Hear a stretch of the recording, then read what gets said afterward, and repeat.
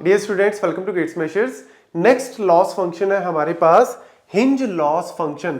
अब देखो अगेन याद रखना गाइस, जितने भी ये लॉस फंक्शन हमने सबसे पहले रिग्रेशंस में पढ़े हैं कि रिग्रेशन के केस में हमारे पास जब कॉन्टिन्यूस डेटा होता है तो उस केस में कौन कौन से लॉस फंक्शंस को हम लोग यूज करते हैं डिफरेंट सिनेरियोज में। फिर हमने बात की थी क्लासिफिकेशन डेटा में, जहां पे कैटेगोरियल डेटा है, बाइनरी वाला लॉस फंक्शन किया, कैटेगोरियल वाला किया। अब फाइनली लास्ट हमारे पास है हिंज लॉस। काफी लॉस फंक्शन हमने पढ़ ली है, तो ऐसा ना हो कि आपका मेमोरी लॉस हो जाए, तो थोड़ा ध्यान रखना, एक एक करके सबको नोट कर लेना, फॉर्मूलाज को नोट कर लेना। थोड़ा दिखने में डिफिकल्ट है और थोड़ा मैथमेटिकल है ना, तो इस वजह से कहीं ना कहीं स्टूडेंट का मेमोरी लॉस हो सकता है। तो इसीलिए सारों को एक एक बार लिख लेना, एक एक एग्जांपल जिसमें भी मैंने वीडियो में करवाया वो नोट कर लेना, आसानी से समझ में आ जाएगा। और कहीं पे भी आपको कॉलेज, यूनिवर्सिटी एग्जाम, रिसर्च से रिलेटेड इंटरव्यू कहीं पे भी पूछ लें, इससे बाहर कोई कुछ नहीं पूछेगा। अब देखो हिंज लॉस सबसे पहले देख लो कि कहां पे यूज करते हैं। हिंज लॉस स्पेशली यूज होता है सपोर्ट वेक्टर मशीन्स, एसवीएम के केस में, जहां पे हमारे पास एसवीएम मॉडल को यूज किया जाता है। अब एसवीएम को अगर आपने डिटेल में पढ़ना है तो ऑलरेडी मैंने मशीन लर्निंग की प्लेलिस्ट में एसवीएम की वीडियो बना रखी है कि किस तरीके से वर्क करता है। आपको ऊपर आई सेक्शन में, नीचे डिस्क्रिप्शन में उसका लिंक होगा, आप उस वीडियो पे जाके एसवीएम के बारे में पढ़ सकते हो। अगर आपको आता है तो अब याद रखना कि भैया एसवीएम में जब भी कोई भी प्रेडिक्शन देता है, वो मॉडल आउटपुट देता है आपको, तो वो आउटपुट के अंदर अगर मुझे लॉस कैलकुलेट करना है और एवरेज आउट निकालनी है तो मुझे उसको हिंज लॉस के थ्रू कैलकुलेट करना पड़ता है। अब यहां पे अब एसवीएम यूज कर रहे हैं तो यहां पे प्रोबेबिलिटी वाला डेटा नहीं होगा कि आपके आउटपुट 0 और 1 के बीच में नहीं आ रही। यहां पे आपकी आउटपुट जो को लेवल है वो लेवल आपके आउटपुट का होगा -1 +1 का। तो यहां पे ये पॉइंट याद रखना, क्योंकि नॉर्मली हम लोग हमेशा आपकी जो क्लासिफिकेशन रहती है उस केस में हम लोग 0 और 1 के बीच में लेबल रखते हैं, लेकिन यहां पे एसवीएम के केसेस में हिंज लॉस में -1 से +1 तक होता है। तो ये पॉइंट याद रखना। अब यहां पे ये मेरे पास आ जाता है जी, हमारे पास किस तरीके से लॉस कैलकुलेट कर रहे हैं।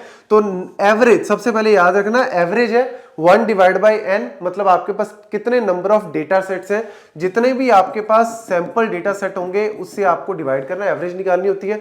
Maximum of 0,1 minus yi।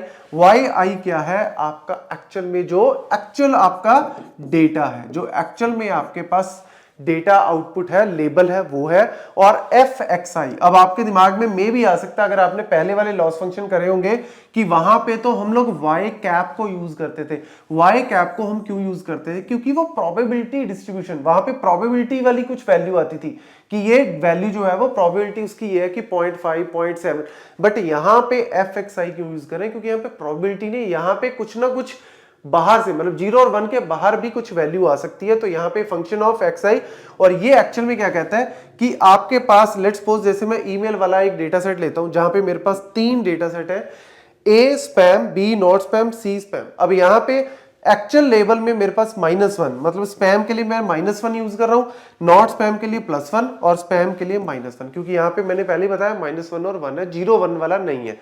अब -1, 1 और -1 ये तो मेरे क्या हो गए, एक्चुअल के लेवल्स हो गए। लेकिन मॉडल ने मुझे, जो एसवीएम के थ्रू मेरे पास आउटपुट आई, मॉडल ने मुझे प्रेडिक्ट करके दिया वैल्यू -0.2, 0.6, 0.3। अब यहां पे ये जो fxi आ रहा है, ये -2, -0.6 आ रहा है या 0.3 आ रहा है, सिंपली आपको ये वैल्यूज को इसके अंदर अप्लाई करना है और इनका समीशन निकालना है एवरेज लॉस कैलकुलेट करने के लिए। कैसे करना है? सिंपल, हमारे पास फंक्शन है, क्या कहता है, मैक्सिमम, क्या कहता है, मैक्सिमम ऑफ 0,1 माइनस, अब ये देखो जी yi क्या है, एक्चुअल लेवल, एक्चुअल लेवल क्या है, -1 है, तो इसको यहां पे मल्टीप्लाई करेंगे। fxi क्या है, ये वाला जो मॉडल ने प्रेडिक्ट किया, -2, ये कैलकुलेट करेंगे।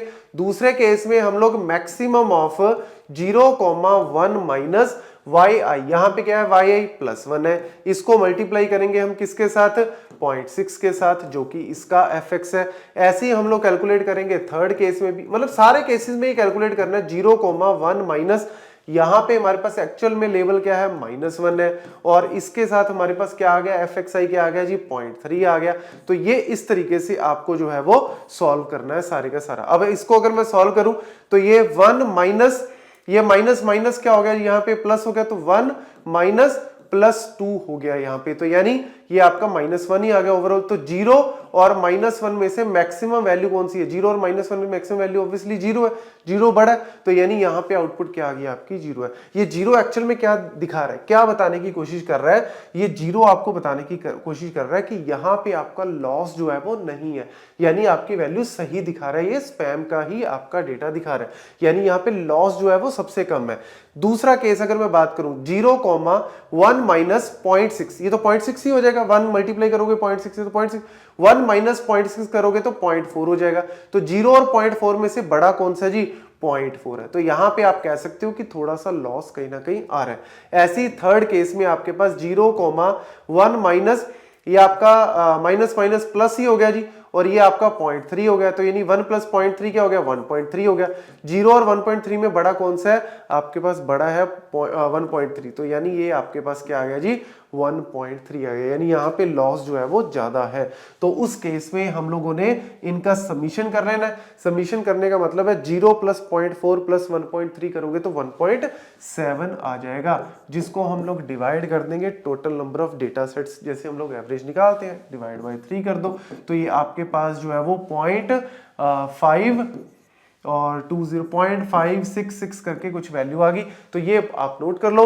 इस तरीके से हम लोग हिंज लॉस को एक्चुअल में यूज करते हैं, specially spot vector machine model के अंदर हम लोग इसको यूज करते हैं। बाकी के सारे लॉस फंक्शंस हमने अब कंप्लीट कर लिए हैं, एक एक करके इनको नोट कर लेना, कहीं पे भी आपको पूछते हैं आप इजीली आंसर दे सकते हो। Thank you.